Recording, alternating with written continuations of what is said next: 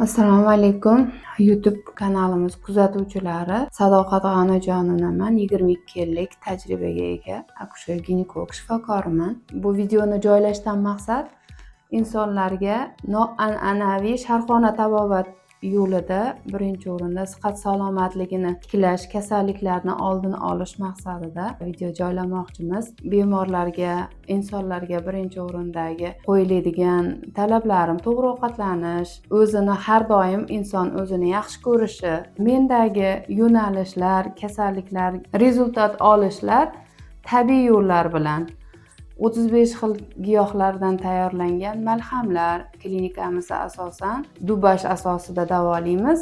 Kelgan bemorimizga avvalambor diagnoz qo'yiladi. Diagnoz qo'yilgandan keyin kasalliklarini o'zidan so'raladi. Shu qaysi kasallik bilan, masalan, sahrda oladigan bo'lsak, sahr kasalligi bilan boshqa joylarga murojaat qilgan bo'lsa, bizda bitta sahrgina davolanib qolmasdan oshqozon ichagi, jigari, buyraklarigacha davolab chiqaramiz muolajamiz davomida. O'sha malham, giyohlardan tayyorlangan malham shunday organizm shunaqa tozalov qilib beradiki, birinchi o'rinda nimaiki kasallik bo'lsa ifloslanishdan kelib chiqadi. Shu tozalov asosida biz davolab o'tamiz 14 kun. Agar kasali jiddiyroq bo'lsa 24 kun. Insonlar, bemorlarimizni etap-etap davolaymiz kasalligiga qarab. Biz bunda lecheniyalarimiz, o'sha fizioterapiya lecheniyalari bor, parafillar bor, massajlar bor, limfodrenajlar bor. Shu kasalga qarab 10 kunda rezultat olamiz. Ko'proq bemorlarimizda 10 kunda yaxshigina rezultat olyapmiz.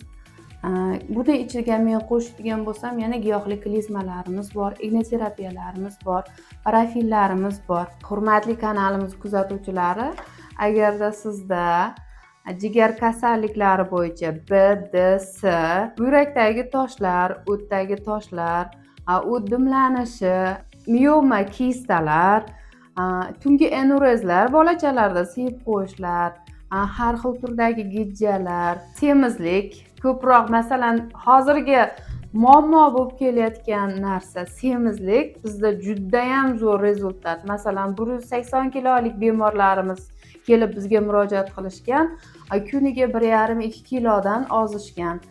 Bemalol semizlik ozishga murojaat qilishlari mumkin tabiiy yo'l bilan. Hamma aytib o'tgan kasalliklarimni faqat tabiiy dorilar, giyohlar, aptekani dorilari, qanaqa firminniy dorilar hech qachon qo'shmaymiz. Faqat tabiiy dorilar fizlecheniyalarimiz orqali sizlarga shifo topib bera olamiz. Bemalol bizga murojaat qilishinglar mumkin.